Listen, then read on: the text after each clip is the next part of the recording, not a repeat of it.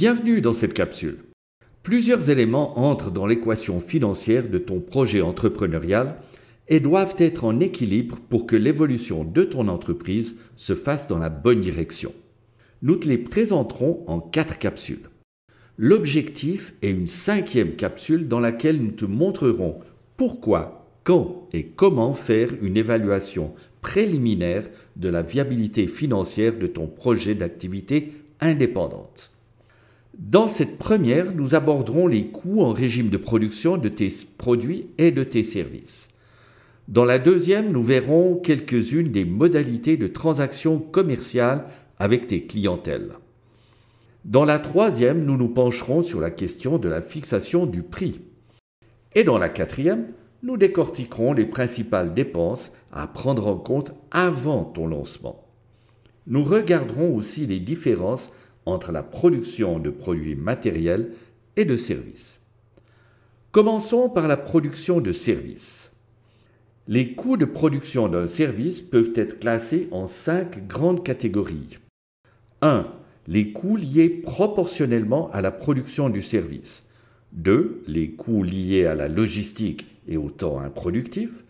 3. Les coûts administratifs et généraux. 4. Les coûts de marketing, communication et commerciaux. 5. Les taxes, impôts et éventuels coûts dus aux réglementations. Dans les coûts liés à la production du service, tu auras principalement le coût de la main-d'œuvre, tes heures et celles de tes collaborateurs pour réaliser le service, des frais liés à l'entretien d'outillage et d'équipements spécifiques utilisés pour le service, les coûts d'éventuelles matières premières ou de produits utilisés, tels que le vernis à ongles dans une onglerie, d'éventuels services de tiers en dehors du travail de l'équipe interne, par exemple les services d'un graphiste pour une agence de communication. Dans les coûts liés à la logistique et au temps improductif, tu peux inclure 1. Les frais de déplacement si le service est réalisé sur site, tels que les kilomètres roulés, les stationnements, les transports en commun. 2. Le temps non facturé pendant les déplacements. 3. Le temps non facturé pour la prospection, les temps morts avec les clients, la préparation des devis, la négociation et aussi la gestion administrative de la logistique. 4. Les temps de formation et d'amélioration de tes compétences et de tes services pour rester compétitif. 5. Les jours non travaillés ou le temps perdu à cause d'annulation, de retard du client, etc. Dans les coûts administratifs et généraux, pense entre autres au loyer et ses charges, si un bureau ou un local est nécessaire pour ton activité, aux diverses assurances telles que professionnelles, responsabilité civile, perte de gains, aux frais bancaires de tenue de compte et de moyens de paiement, par exemple aux commissions sur des transactions via Stripe, PayPal ou autres, aux frais de gestion incluant des honoraires d'experts comptables, des logiciels de facturation et de suivi, aux charges sociales, etc. En ce qui concerne les coûts liés au marketing et à la commercialisation, pense à la veille des informations sur l'évolution du marché et des tendances, à des rencontres avec tes clients, par exemple des groupes vocaux, des repas d'affaires et autres rencontres, à la publicité classique ou en ligne, par exemple sur Google, Facebook, LinkedIn, Instagram, au réseautage, à ta participation à des événements, à l'hébergement et à la maintenance du site Internet avec la rédaction de contenu et la création graphique, aux commissions de certaines plateformes de mise en relation, la prestation passant par un intermédiaire.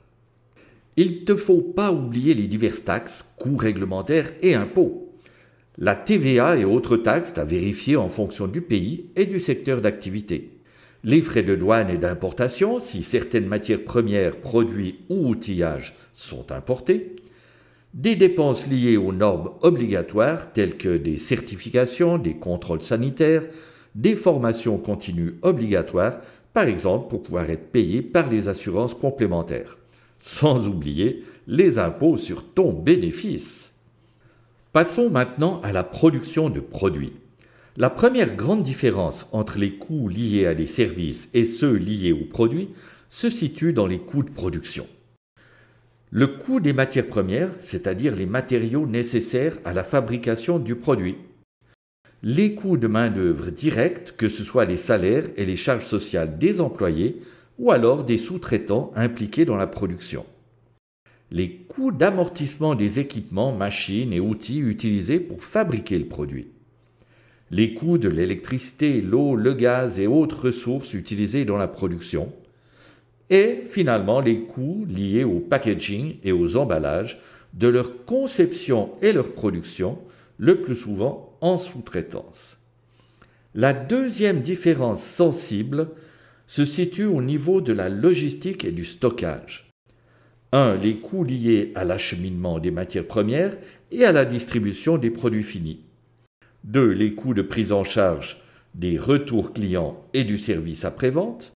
3. Les frais de stockage de la matière première et ou des produits finis avec la location ou l'amortissement d'entrepôts et les coûts de gestion des stocks. Les coûts administratifs et de gestion sont très similaires pour la production de produits ou de services avec 1. Le loyer et les charges pour les bureaux, lieux de production et entrepôts. 2. Les salaires et les charges du personnel administratif, y compris leurs charges sociales. 3. Les diverses assurances. 4. Les frais bancaires. Et 5. Les coûts de gestion, y compris de sécurité.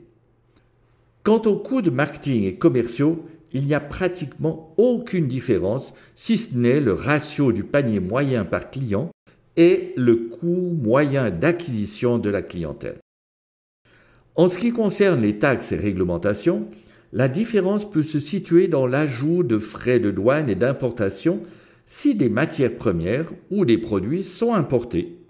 Si tu ne connais pas tes coûts, il ne te sera pas possible d'établir des prix de vente et d'évaluer si ton projet est viable. Donc, si tu veux que ton projet soit bien évalué, que ce soit par un jury, un banquier ou un investisseur, prépare-toi à devoir en prouver la viabilité.